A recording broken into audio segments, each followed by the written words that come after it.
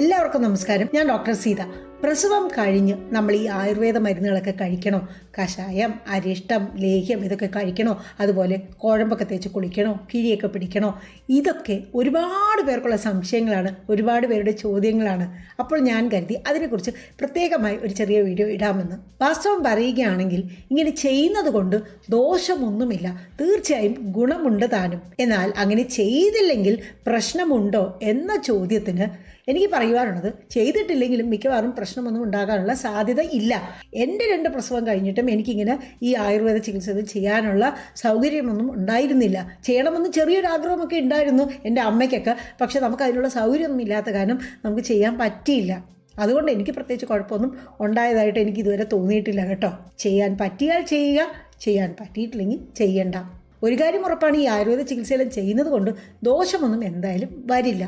പിന്നെ എപ്പോഴാണ് ചെയ്തു തുടങ്ങേണ്ടത്, എന്തൊക്കെയാണ് ചെയ്യേണ്ടത് എന്നതിനെക്കുറിച്ച് ചോദിക്കുകയാണെങ്കിൽ എപ്പോഴാണ് ചെയ്യേണ്ടത് എന്ന ചോദ്യത്തിന് എനിക്ക് ഉത്തരം നൽകാൻ പറ്റും.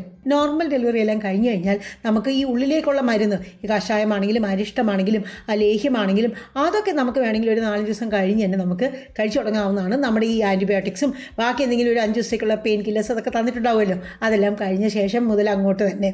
എന്നാൽ അത് കഴിക്കുമ്പോഴും നമ്മൾ ഈ അയണും കാൽഷ്യവും പിന്നെ അതുകൂടാതെ വേറെ ഏതെങ്കിലും ഗുളികകൾ നമ്മുടെ ഡോക്ടർ തന്നിട്ടുണ്ടെങ്കിൽ അതെല്ലാം കഴിക്കുക തന്നെ വേണം. അല്ലാണ്ട് ഇത് കഴിക്കുമ്പോൾ അത് കഴിക്കരുത് എന്ന് പറഞ്ഞ് നമ്മൾ നമ്മുടെ ഡോക്ടർ തന്ന ഗുളികകൾ കഴിക്കാതിരിക്കാൻ പാടില്ല.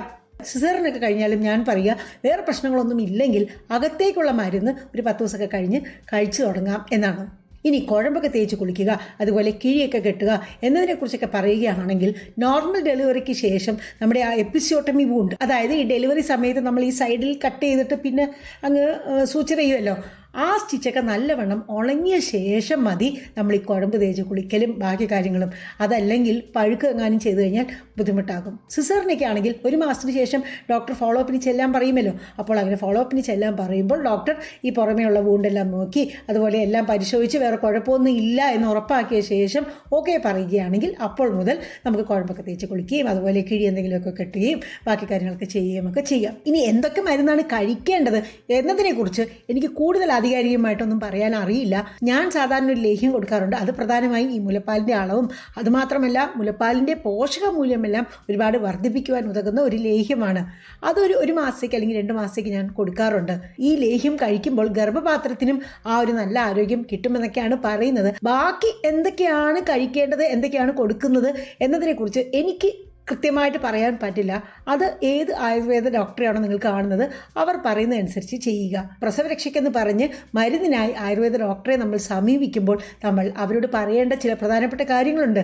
നമ്മുടെ വെയിറ്റ് എത്രയാണ്, നമുക്ക് പ്രഷറുണ്ടോ, ഷുഗറുണ്ടോ, അതുപോലെ വേറെ എന്തെങ്കിലും അസുഖങ്ങൾക്ക് നമ്മൾ മരുന്ന് കഴിക്കുന്നുണ്ടോ, വേറെ എന്തെങ്കിലും അസുഖങ്ങളുണ്ടോ, ഇതൊക്കെ നമ്മൾ അവരോട് പറയണം. കാരണം അതനുസരിച്ചിട്ട് വേണം അവർക്ക് ഓരോന്നും എഴുതി തരുവാൻ. ഇപ്പോൾ ഒരുപാട് തടിയുള്ളവർക്ക്, അതുപോലെ പ്രമേഹമുള്ളവർക്ക്, അല്ലെങ്കിൽ പ്രഷർ കൂടുതലായിട്ടുള്ളവർക്ക് ചില തരത്തിലുള്ള ലേഹ്യം അല്ലെങ്കിൽ ചില തരത്തിലുള്ള അരിഷ്ടം ഇതൊക്കെ കൊടുക്കുകയാണെങ്കിൽ ചിലപ്പോൾ ബുദ്ധിമുട്ട് വന്നേക്കാം. പ്രത്യേകിച്ച് മധുരമൊക്കെ കൂടുതലായിട്ടുള്ള ആ ഒരു ലേഹ്യമൊക്കെ കഴിക്കുമ്പോൾ ഷുഗറൊക്കെ കൂടി കഴിഞ്ഞാൽ ബുദ്ധിമുട്ടല്ലേ, അല്ലേ? അതുപോലെ ചില തരത്തിലുള്ള ലേഹ്യമെല്ലാം കഴിക്കുമ്പോൾ നല്ലപോലെ വിശപ്പ് വരും. അപ്പോൾ ആദ്യം തന്നെ ഒരുപാട് തടിയുള്ള സ്ത്രീകൾ ഇങ്ങനെ വിശപ്പ് ധാരാളം വരുന്ന ലേഹ്യം കഴിക്കുകയോ അതുപോലെ കുറേ നെയ്യും മറ്റു കാര്യങ്ങളുമൊക്കെ കഴിക്കുകയോ ഒക്കെ ചെയ്യുകയാണെങ്കിൽ തടി അങ്ങ് വീണ്ടും ഒരുപാട് കൂടും. പിന്നെ അത് കുറയാൻ ഒരുപാട് ബുദ്ധിമുട്ടേണ്ടി വരും. ഒരുപാട് സ്ത്രീകൾ അങ്ങനെയുള്ള സമസ്യയും നേരിടാറുണ്ട്. പിന്നീട് അങ്ങ് ആ തടി അങ്ങ് കുറച്ചെടുക്കാൻ പലർക്കും ഭയങ്കര ബുദ്ധിമുട്ടാണ്. വിശപ്പൊക്കെ വന്നു കഴിഞ്ഞാൽ പിന്നെ നമ്മൾ ഭക്ഷണം കഴിക്കാൻ എങ്ങനെ ഇരിക്കുക, അല്ലേ? പ്രത്യേകിച്ചും പ്രസവമൊക്കെ കഴിഞ്ഞ് കഴിഞ്ഞാൽ അതൊക്കെ വലിയ പാടാണ്. അപ്പോൾ അതൊക്കെ ഒന്ന് അനുസരിച്ചിട്ട് വേണം നമ്മൾ ഈ കാര്യങ്ങളെല്ലാം കഴിച്ചു തുടങ്ങാൻ.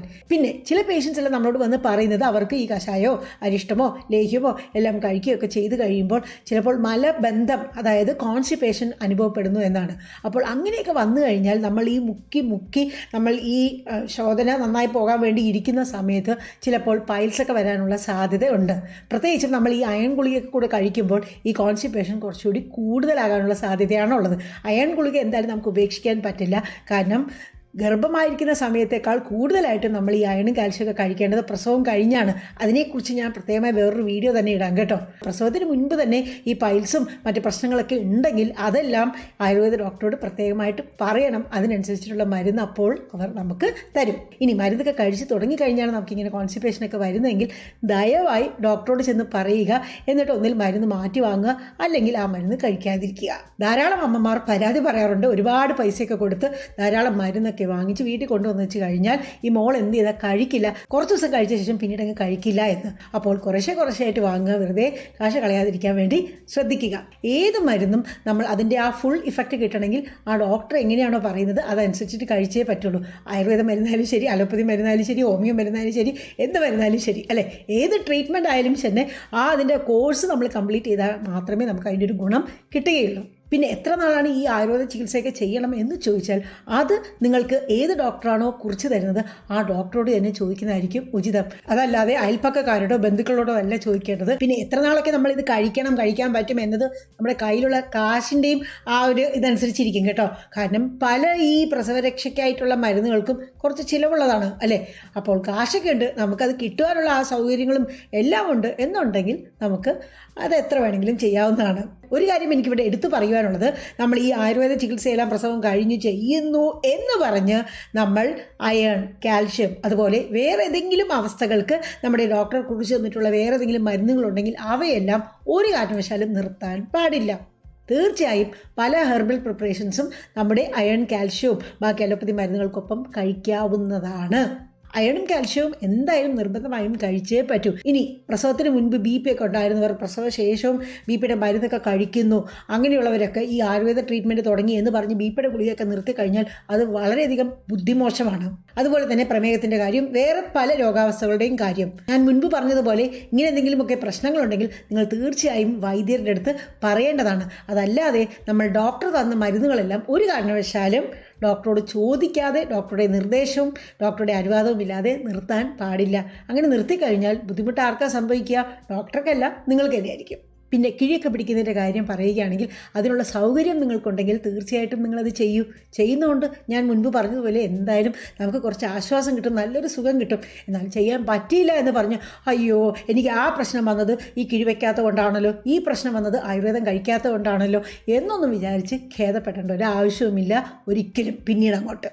പലപ്പോഴും വിദേശത്തേക്ക് താമസിക്കുന്നവർക്ക്, അവിടെ തന്നെ പ്രഗ്നൻസിയായി അവിടെ തന്നെ ഡെലിവറിയൊക്കെ നടക്കുന്നവർക്ക് ഈ വക ആയുർവേദ ചികിത്സ ഒന്നും ചെയ്യാനൊന്നും പറ്റില്ല. പിന്നീട് എപ്പോഴെങ്കിലും ഇങ്ങനെ നടുവേദനയോ അല്ലെങ്കിൽ വേറെ ഏതെങ്കിലും തരത്തിലുള്ള ആരോഗ്യ പ്രശ്നം വല്ലതും വരികയാണെങ്കിൽ പഴമക്കാർ അവരോട് പറയും, ഓ നിനക്ക് പ്രസവരക്ഷ ഒന്നും കിട്ടിയില്ല അതുകൊണ്ടാണ് നിനക്ക് ഇങ്ങനെയൊക്കെ വന്നതെന്ന്.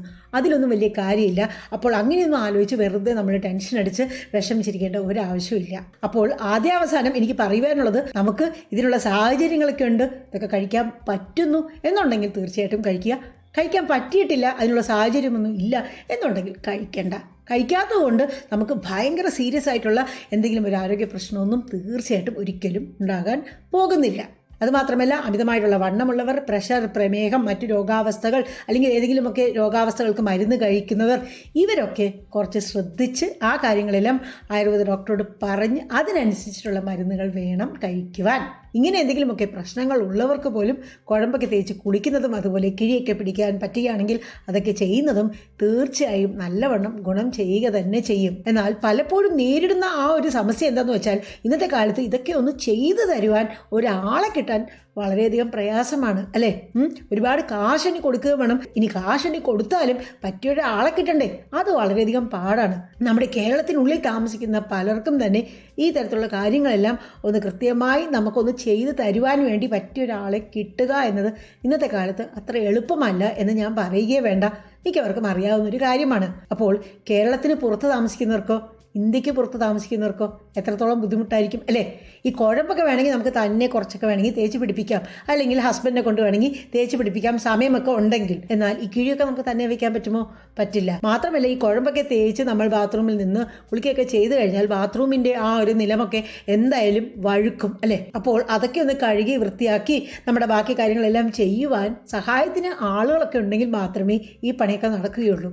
അതല്ലെങ്കിൽ നമ്മൾ ഈ കുഴമ്പൊക്കെ തേച്ച് കുളിച്ച് അതിനുശേഷം ബാത്റൂമൊക്കെ കഴുകി നമ്മൾ പുറത്തേക്ക് ഇറങ്ങുകയാണെങ്കിൽ അത് കൂടുതൽ നമുക്ക് ആയാസമാവുകയേ ഉള്ളൂ. ഈ എണ്ണയൊക്കെ ബാത്റൂമിൻ്റെ ഫ്ലോറിൽ അങ്ങനെ തന്നെ കെട്ടിക്കിടക്കുകയാണെങ്കിൽ നമ്മൾ പിന്നീട് ബാത്റൂമിലേക്ക് പോകുമ്പോൾ വഴിക്കെങ്ങാനും വീണ് കഴിഞ്ഞാൽ പിന്നെ തീർന്നു കഥ അല്ലേ.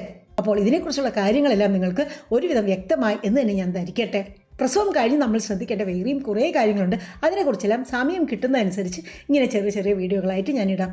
ഓക്കെ, വീണ്ടും മറ്റൊരു വീഡിയോയുമായി നിങ്ങളുടെ മുന്നിൽ വരുന്നതുവരെ നിങ്ങൾക്കും നിങ്ങളുടെ കുടുംബത്തിലുള്ള എല്ലാവർക്കും ശാന്തിയും സന്തോഷവും ആരോഗ്യവും സമാധാനവും എല്ലാം നേരുന്നു.